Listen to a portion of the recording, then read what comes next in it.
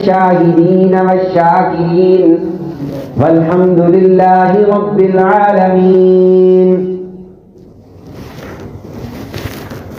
اللهم صل على محمد وعلى آل محمد كما صليت على إبراهيم وعلى آل إبراهيم إنك حميد مجيد.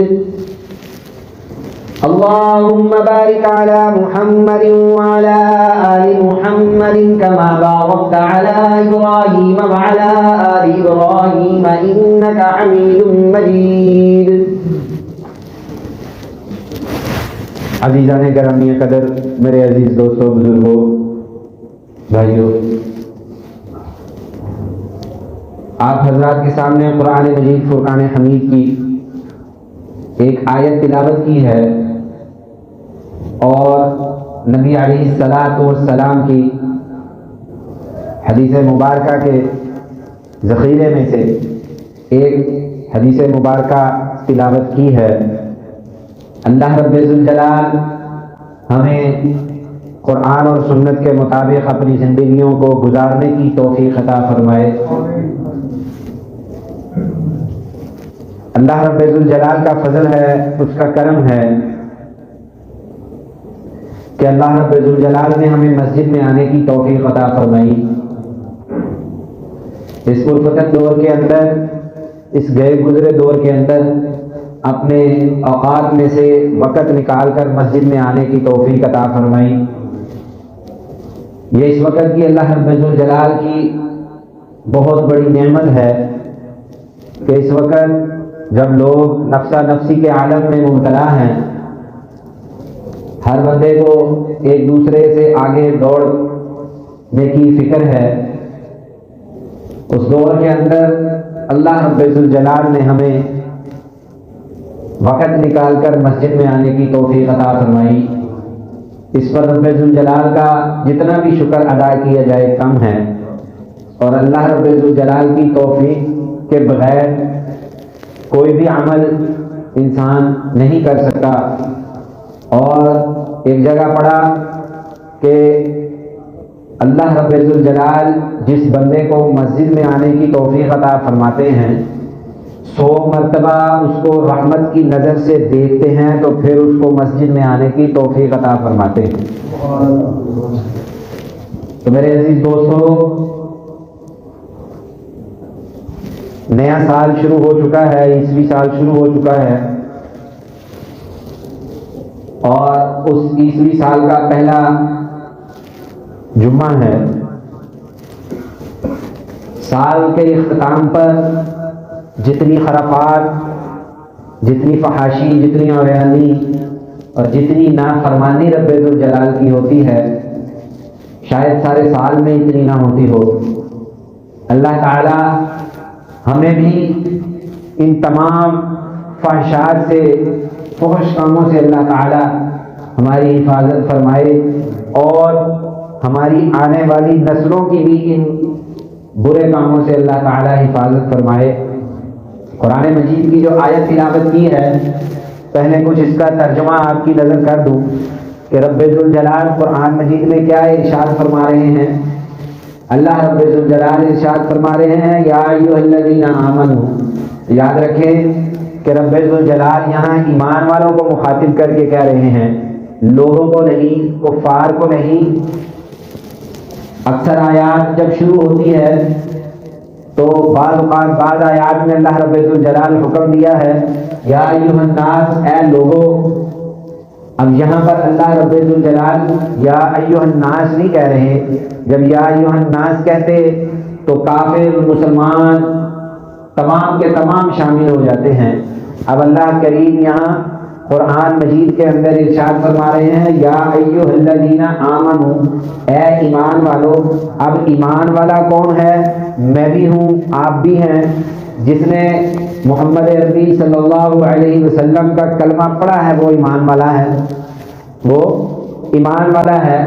اور کریم رب جو ہے وہ اپنے بندوں کو کیسے مخاطب کر کے کہہ رہا ہے کہ اے ایمان والو میری بات سنو.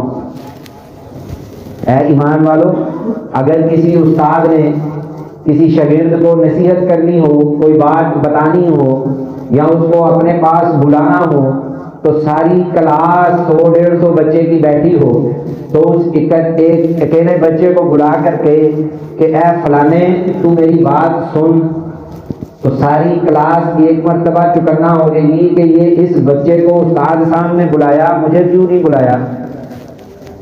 اور وہ بچہ بھی اپنے آپ کو عزت اور شرافت والا سمجھنے لگ جائے گا کہ میرے استاد نے ساری کلاس کو چھوڑ کر صرف مجھے چنا کہ بھائی فلاں بندے، فلاں بیٹا تو میری بات سن، یعنی کہ اس کے معیار کا استاد کی نظر میں کوئی بندہ نہیں تھا جو کسی اور کو بلاتا، اس لیے استاد نے اس کے اوپر اعتماد کرتے ہوئے اس کو جو بات بتانی ہے تو اس کو بلایا۔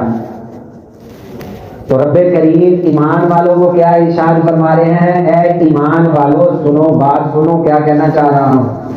یا ایھا الذین آمنوا، اے ایمان والو، من یرتد منکم عن دینہ، اگر تم میں سے کوئی بندہ میرے دین کو چھوڑ دے گا، اور دین کون سا ہے؟ جو محمد عربی صلی اللہ علیہ وسلم پر اتارا گیا، اگر کوئی اس سے مرتد ہو جائے گا، عن دینہ فسوف یأتی اللہ بقوم، تو اللہ رب الجلال فرماتے ہیں کہ پھر یاد رکھو ایمان والو، یاد رکھو پھر میں کیا کروں گا؟ فسوف یأتی اللہ بقوم، پھر میں یہ کروں گا کہ تمہاری جگہ میں ایک اور قوم لے آؤں گا، تمہاری جگہ میں ایک اور قوم کو لے کر آؤں گا، یحبہم ویحبونہ، وہ کیا کرے گی؟ آج یہ جو قوم ہے ہماری مسلمان قوم، اللہ کی نافرمانیوں میں جب حد سے تجاوز کر جاتی ہے، جب کوئی اغیار کا کوئی پروگرام آتا ہے، کوئی اغیار کا کوئی تہوار آتا ہے، تو اپنا حصہ ڈالنے کی بھرپور کوشش کرتے ہیں، تہوار ان کا، خوشی ان کی، اور ہم ان برادری بھائیوں کے ساتھ برابر کے شریک ہیں ان کی خوشیوں میں۔ کبھی باہر کے ممالک سے یہ آواز آئی کہ ہم عید کے اس پر وقار موقع پر مسلمان بھائیوں کے ساتھ ہیں؟ کبھی سنا ہے کہ کسی صدر نے، باہر کے وزیر اعظم نے یہ بات کہی ہو کہ ہم جو ہے وہ مسلمانوں کے عید کے تہوار کے اندر ان کی خوشی میں ہم شامل ہیں، ہم ان کو بھرپور مبارکباد عطا کرتے ہیں، مبارکباد دیتے ہیں؟ کبھی نہیں سنا۔ سوشل میڈیا بھی ہے، میڈیا بھی ہے، ساری چیزیں عیاں ہیں، اب تو پہنچنا کسی تک کوئی دور کی بات ہی نہیں ہے، 2 لفظ لکھو ساری کی ساری ہسٹری آپ کے سامنے آ جائے گی اگلے بندے کی۔ لیکن مسلمان وہ ہے کہ جیسے پچھلے جمعے بھی میں نے عرض کیا کہ بیگانی شادی میں عبداللہ دیوانے والا حساب ہے، فنکشن کسی کا، تہوار کسی کا، پروگرام کسی کا، اپنے آپ کو خوشی منانے کے اس میں شامل کر دیں بھائی۔ تو اللہ رب الجلال کیا ارشاد فرما رہے ہیں کہ اے ایمان والو، جب تم سرکشی میں حد سے تجاوز کر جاؤ گے، میرے دین سے تجاوز کر جاؤ گے، فسوف یأتی اللہ بقوم، میری بیگم بہت زیادہ خراب ہے، اس سے دعا کرنا۔ ٹھیک ہے، اللہ رب الجلال ارشاد فرما رہے ہیں فسوف یأتی اللہ بقوم، کہ اللہ رب الجلال کہتے ہیں کہ جب تم سرکشی میں حد سے تجاوز کر جاؤ گے تو میں پھر تمہاری جگہ ایک اور قوم لے آؤں گا، اور وہ جو قوم میں لے کر آؤں گا وہ تمہاری طرح کی نہیں ہوگی۔ اللہ رب الجلال اپنے علم سے ہمیں بتا رہے ہیں کہ جو میں قوم پھر دوبارہ لے کر آؤں گا وہ تمہاری طرح کی قوم نہیں ہوگی جو نافرمانیاں بھی کرے گی، نہیں، یحبہم ویحبونہ، وہ مجھ سے محبت کرنے والی قوم ہوگی اور میں ان سے محبت کروں گا، وہ مجھ سے محبت کرے گی، میں ان سے محبت کروں گا۔ اذلۃ علی المؤمنین، مومنین کے ساتھ جو ہے وہ شفقت سے پیش آئے گی، مومنین کو عزت دیں گی۔ ہمارے ہاں یہاں کیا ہو جاتا ہے، آج کوئی گورا انگریز یہاں آ جائے نا، ہر بندہ اس کے ساتھ تصویر کھچانے کے لیے تیار ہو جائے گا۔ شہر پہ چلے جاؤ نا، یہ ذرا ادھر ادھر بادشاہی مسجد میں چلے جاؤ، اکثر انگریز وغیرہ آئے ہوتے ہیں تو جب گٹا لگا ہوتا ہے کہ ایسے کہ پتہ نہیں کون سی دنیا کی مخلوق آ گئی ہے، لیکن اپنے مسلمان بھائی کو عزت دینا، اکرام دینا، سگے بھائی کو عزت دینا، اکرام کرنا اس کا، یہ نہیں گوارا کرنا ہم، لیکن ذرا سا کوئی ادھر ادھر کا بندہ آ گیا تو ہم نے اس کے ساتھ تصویریں کھینچانا شروع کر دی. اور قرآن کیا کہہ رہا ہے؟ اللہ رب الجلال ارشاد فرما رہے ہیں جب تم ایک دوسرے کی عزت اور اکرام نہیں کرو گے تو ایسی قوم لاؤں گا کہ جو مجھ سے بھی محبت کرے گی، میں ان سے محبت کروں گا، اور وہ آپس میں ایک دوسرے کی عزت، مومنین کی عزت بھی کریں گے. اذلۃ علی المؤمنین اعزۃ علی الکافرین. اور کافروں کے ساتھ نرمی سے نہیں پیش آئیں گے، وہ کافروں کے ساتھ نہیں پیش آئیں گے. ہمارا الٹا معیار ہے، ہم کافروں کے ساتھ، اغیار کے ساتھ نرمی سے پیش آتے ہیں، اور آنا چاہیے بھی ہے کسی حد تک. اپنے معاملات کے اندر، معاشرت کے اندر محلے دار ہے، اگر کوئی اسلام اور اسلام سے ہٹ کر کوئی بات نہیں کرتا ہے، اگر کوئی شریعت کے خلاف بات نہیں کرتا ہے، اس انسانوں کی طرح رہتا ہے تو ٹھیک ہے، رہنا بھی چاہیے عزت اور اکرام کے ساتھ. لیکن جو حال آج ہمارا کفار نے کیا ہوا ہے اس طرح نہیں. اذلۃ علی المؤمنین اعزۃ علی الکافرین. کافروں کے اوپر پر تشدد ہوں گے، کافروں کو کسی قسم کی چونچنا نہیں کرنے دیں گے. جو کام کرنا ہے اپنی چار دیواری کے اندر. قرآن کہہ رہا ہے یجاہدون فی سبیل اللہ، اور وہ اللہ کے راستے میں لڑنے والے بھی ہوں گے، مجاہدین بھی ہوں گے، اللہ کے راستے میں لڑنے والے بھی ہوں گے. ولا یخافون لومۃ لائم. نہ وہ کسی کی پرواہ کریں گے کہ یہ بندہ ہمیں غلط کہہ رہا ہے یا صحیح کہہ رہا ہے، کوئی اس چیز کی پرواہ نہیں ہے. ہمارے ہاں تو معاشرے کے اندر آج یہ بات ہوتی ہے نا کہ اگر ہم کوئی بات کسی کو کہیں، یار وہ کیا کہے گا. شادی کرنی ہو نا تو اگر کسی کو کہو کہ بھائی آپ سنت کے مطابق شادی کر لو، سادگی کے ساتھ شادی کر لو، تو آگے سے جواب ملتا ہے یار ہماری برادری والے کیا کہیں گے، خاندان والے کیا کہیں گے، لوگ کیا کہیں گے.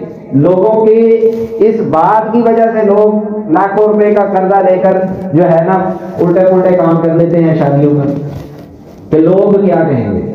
بھائی آپ جتنا مرضی پیسہ خرچ کر دو، اگر رب کو ناراض کیا ہے تو پھر آپ مخلوق کو، خالق کو ناراض کیا ہے تو مخلوق کو راضی نہیں کر سکتے. آپ جتنا مرضی اچھا کھانا کھلا دیں، جتنا مرضی اچھا مشروب ان کو پلا دیں، لیکن کسی نہ کسی نے جاتے وقت کوئی نہ کوئی نقص نکال ہی دینا ہے. کیوں کہ خالق کو ناراض کیا. خالق کو راضی کرو، مخلوق کی پرواہ نہیں. مخلوق کو تنگی نہیں دینی ہے. رشتہ داری کو توڑنے کا نہیں کہا گیا، یہ یاد رکھیں. دو چیزیں علیحدہ علیحدہ ہیں، ٹھیک ہے. رشتہ داری، یہاں رشتہ داری کو توڑنے کا نہیں کہا گیا کہ رشتہ داری کو توڑ دو. یہاں خرافات سے بچنے کا کہا گیا ہے کہ بھئی خرافات سے بچو. جو الٹے پلٹے کام ہیں، جو اغیار کے کام ہیں، ان سے تمہارا کوئی تعلق نہیں ہونا چاہیے. یہ باتوں کو منع کیا گیا ہے. لیکن ہمارے ہاں معاشرے میں سادگی سے شادی کرنے کا معنی یہ لیا جاتا ہے کہ سارے رشتہ داروں کو چھوڑ دیا جائے، سارے رشتہ داروں کو، کسی کو منہ متھا نہیں لگانا. بھائی یہ بات نہیں ہے. سادگی سے شادی کرنے کا مقصد یہ نہیں ہے کہ سارے رشتہ داروں سے تعلق ہی قائم نہیں رکھنا، تعلق ہی توڑ دینا. دونوں میں فرق ہے. سنت کے مطابق شادیاں کرنی ہو تو علماء سے پوچھ لے کہ کیسے کرنی ہے، رشتہ داریاں بھی نہ ٹوٹے، شادیاں بھی ہو. اور قرآن کیا کہہ رہا ہے؟ وَلَا يَخَافُونَ لَوْمَةَ لَائِمٍ. ان کو کسی کی پرواہ نہیں ہوگی کہ کوئی کیا بات کہہ رہا ہے. انہوں نے اپنا کام کرنا ہے. اللہ کو راضی کرنے والے انہوں نے کام کرنے ہیں. ان کی بلا کو کہ کوئی ان کو بات کر رہا ہے کہ نہیں کر رہا. اللہ راضی ہو جائے باقی خیر ہے، باقی دنیا راضی ہوتی رہے گی. وَلَا يَخَافُونَ لَوْمَةَ لَائِمٍ. اور ذَلِكَ فَضْلُ اللَّهِ يُؤْتِيهِ مَن يَشَاءُ. یہ اللہ تعالیٰ کا فضل ہے، جس کو چاہتا ہے عطا کرتا ہے. واللہ واسع علیم. اور اللہ رب الجلال ارشاد فرماتے ہیں کہ میں وہ خدا ہوں، میں وہ رب ہوں جس کا علم بہت وسیع ہے، جس کا بہت وسیع علم. اب ذرا سوچے قرآن ہمیں کیا کہہ رہا ہے اور ہم کس طرف جا رہے ہیں. کیا ہمارے اندر یہ بات پائی جاتی ہے کہ نہیں ہے کہ ہم کسی کی ملامت سے بچنے کے لیے، کسی کی باتوں سے بچنے کے لیے ہم لاکھوں روپیہ قرض لے کر جو ہے نا الٹی پلٹی حرکتیں شروع کر دیتے ہیں. ایسا ہوتا ہے یا نہیں ہوتا؟ ایسے ہی ہوتا ہے. اگر کوئی فوت ہو گیا تو پتہ ہے کہ یہ کام شریعت کے مطابق نہیں ہم کر رہے، لیکن پھر بھی قرض لے کر، ادھار لے کر دیگیں چڑھانی پڑتی ہیں، دیگیں چڑھانی پڑتی ہیں، لوگوں کو کھانا کھلانا پڑتا ہے. اور اگر اسی دوران کوئی غریب آ جائے تو اس کو دسترخوان سے بھی اٹھوا دیتے ہیں کہ بھئی یہ کام نہیں کرنا، یہاں کسی کو یہ اس چیز کی اجازت نہیں ہے، یہاں تو بڑی بڑی گاڑیوں والوں کو کھانے کی اجازت ہے۔ اور یاد رکھے مرحومین کو جو کھانے کا ثواب اگر مرحومین کو پہنچانا ہے تو وہ مستحق کھائے گا تو اس کو پہنچے گا۔ جو پہلے ہی رجا ہوا ہے، جس کا پیٹ پہلے ہی فل ہے، اس کو کھلا کر کیا ملے گا؟ جو بھوکا ہے اس کو کھانا کھلاؤ، جو ننگا ہے اس کو کپڑے پلاؤ۔ یاد رکھیں، یہ میرے اپنے بھی تجربے کی بات ہے کہ جو بندہ کسی بھوکوں کو کھانا کھلاتا ہے، جس کی عادت یہ ہو کہ بھوکوں کو کھانا کھلائے، یاد رکھیں کہ اس کی نسلوں میں سے رب ذوالجلال اس کی نسلوں میں سے بھوک مٹا دیتے، اس کی نسلوں میں فاقہ نہیں آنے دیتے۔ کام ایک بندے نے کیا کہ بھوکوں کو کھانا کھلایا، رب کریم نے اس کو یہ اجر دیا کہ اس کی نسلوں سے بھوک مٹا دی، اس کی نسلوں سے بھوک مٹا دی۔ جو ننگے کے بدن پر کپڑا پہنائے، رب ذوالجلال اس کی نسلوں سے یہ چیز کو ختم کر دے گا۔ ایک دفعہ کر کے تو دیکھیں کسی کے ساتھ یہ معاملہ کہ رب ذوالجلال کیسے مہربان ہوتے ہیں کہ اس بندے نے میری مخلوق کے اوپر رحم کیا۔ رب ذوالجلال کو ہم نے تو مر جانا ہے، ہمارے بعد ہماری نسلوں کا کیا ہو کوئی پتہ نہیں، لیکن رب ذوالجلال تو یہ سارا کا سارا حساب رکھ کے بیٹھا ہے۔ اللہ کریم کو تو یہ پتا ہے کہ اس بندے نے میرے مخلوق کے ساتھ، اس بندے کے بڑے نے میری مخلوق کے ساتھ یہ عمل کیا تھا، اب اس کی نسلوں میں سے یہ چیزیں میں نے ختم کر دینی ہیں۔ اور قرآن مجید میں اللہ رب الجلال ایک جگہ اور ارشاد فرماتے ہیں، افحسبتم انما خلقناکم عبثا وانکم الینا لا ترجعون۔ لوگوں میں تمہیں یاد رکھو کہ تم کیا یہ گمان کرتے ہو کہ تمہیں ہم نے ویسے ہی پیدا کیا ہے، خام کا ہی پیدا کر دیا عبثا وانکم الینا لا ترجعون، تمہیں دنیا کے اندر کھیلنے کودنے کے لیے نہیں پیدا کیا میں نے۔ یاد رکھو تم جتنا مرضی بربلائے جاؤ، جتنی مرضی سرکشی کر لو، وَأَنَّكُمْ إِلَيْنَا لَا تُرْجَعُونَ، ایک نہ ایک دن تم کو لوٹ کر میرے پاس آنا ہے، ایک نہ ایک دن لوٹ کر میرے پاس آنا ہے۔ اور یاد رکھیں، ہم جتنی مرضی سرکشی کر لیں، جتنا مرضی ایک دوسرے کے ساتھ ہم غلط الٹے پلٹے کام کر لیں، لیکن ہمیں یہ یاد ہونا چاہیے کہ ہمارے باؤ اجداد نہیں رہے اس دنیا کے اندر، رہنا ہم نے بھی نہیں ہے۔ اگر ہم یہ کام کر رہے ہیں تو روز قیامت ہمیں اس کا حساب دینا پڑے گا، روز قیامت ہمیں ان چیزوں کا حساب دینا پڑے گا۔ ابھی سال شروع ہوا ہے، یہ 20ویں سال شروع ہوا ہے، اور اس سال کے شروع کے اندر، سال کے اختتام اور شروع کے اندر کتنی واقعات ہوتی ہیں، خرافات بے تحاشا کرنے والے کوئی دوسرے نہیں ہوتے۔ کوئی اغیار کرے تو کوئی فکر کی بات نہیں ہے، ٹھیک ہے، ان کا اپنا دین ہے، وہ جو مرضی کر سکتے ہیں، لیکن اسلام ہمیں یہ سکھاتا ہے کہ تمہارے پورے سال کے اندر اگر اللہ رب الجلال نے تمہیں کوئی دن دیے ہیں خوشی کے، تو وہ 2 دن دیے ہیں، عید الفطر کا دن دیا ہے اور عید الاضحیٰ کا دن دیا ہے۔ اس کے اندر اگر تم روزہ بھی رکھو گے تو تمہارا روزہ نہیں قبول کیا جائے گا، اس کے اندر تم روزہ رکھو گے تمہارا روزہ بھی قبول نہیں کیا جائے گا۔ اللہ رب الجلال فرماتے ہیں اس دن میں اپنے مومن بندے کی خود، اس دن میں اپنے مومن بندے کا خود اکرام کرتا ہوں، اور اللہ اکرام کر رہا ہو اور بندہ روزہ رکھ کے بیٹھا ہو، یہ نہیں۔ اللہ فرماتے ہیں یہ کھانا کھائے اس دن عید الفطر کے دن، عید الاضحیٰ کے 3 دن کھانا کھائے، اس کا روزہ قبول نہیں کیا جائے گا۔ ہمارے خوشی کے 2 دن ہیں، عید الفطر اور عید الاضحیٰ۔ اغیار کو تو خوشی کا اس کا تو کوئی، اس کو تو بہانا چاہیے نا خوشی کو، خوشی منانے کے لیے ہمیں قید کر دیا گیا ہے کہ آپ نے اس دائرے کے اندر رہ کر، ایمان کے دائرے کے اندر رہ کر اپنی خوشیاں منانی ہیں، اور خوشی کے اندر اللہ کو نہیں بھولنا، یہ یاد رکھیں۔ روزہ نہیں رکھنا، لیکن اس کا مقصد یہ نہیں ہے کہ اللہ کو بھول جائیں۔ ہاں، عید الفطر کے موقع پر جب آپ نے عید الفطر کی نماز پڑھنے جانی ہے، رب کریم کہتا ہے پہلے جانے سے پہلے غریبوں کو دے کے جاؤ، میرے نام کا غریبوں کو دے کے جاؤ، مجھے نہ بھولو گے نہیں۔ اور جب عید الاضحیٰ 3 دن منانی ہے تو 3 دن ہر نماز کے بعد میرا ذکر بلند آواز سے کرنا ہے۔ تم کرتے ہیں کہ نہیں کرتے ہیں کہ بھئی کہیں مجھے نہ بھول جانا، اس خوشی کے موقع پر مجھے یاد رکھنا ہے۔ اللہ رب الجلال نے فرمایا کہ بھئی خوشی مناؤ، لیکن خوشی میں کہیں میری نافرمانیاں نہ کرنے شروع کر دینا تم۔ ہمارے معاشرے میں آج کیا ہوتا ہے؟ ہمیں یار کیا کرتے ہیں، جب خوشی مناتے ہیں تو خدا کو بھول جاتے ہیں، رب کو بھول جاتے ہیں کہ بھئی کیا کرنا ہے کیا نہیں کرنا، خوشی کیسے منانی ہے۔ ہمیں اسلام نے ایک طریقہ بتا دیا کہ خوشی منانی ہے تو کیسے منانی ہے۔ اللہ رب الجلال فرما رہے ہیں افحسبتم انما خلقناکم، تم یہ گمان کرتے ہو کہ تمہیں ہم نے ہم ہی پیدا کر دیا، فضول میں پیدا کیا، دنیا کی زینت کو اپنانے کے لیے پیدا کیا۔ وَأَنَّكُمْ إِلَيْنَا لَا تُرْجَعُونَ، ایسے نہیں ہے، یاد رکھو جتنی مرضی تم سرکشی کر لو، آنا تم نے میرے پاس ہے۔ ہم خود سوچ لیں کہ ہمارے آباء و اجداد چلے گئے، ہم نے بھی چلے جانا، اور اگر اسی طرح اپنی منمانی کی زندگی، عیاشی والی زندگی گزار کر جائیں گے تو یاد رکھیں یہ 60 سال کی زندگی گزارنا ہمارے لیے مشکل ہوئی ہوتی ہے کہ نہیں ہوتی؟ تو وہ جو کبھی نہ ختم ہونے والی زندگی ہوگی اس کے اندر ہم کیسے اس کو گزاریں گے؟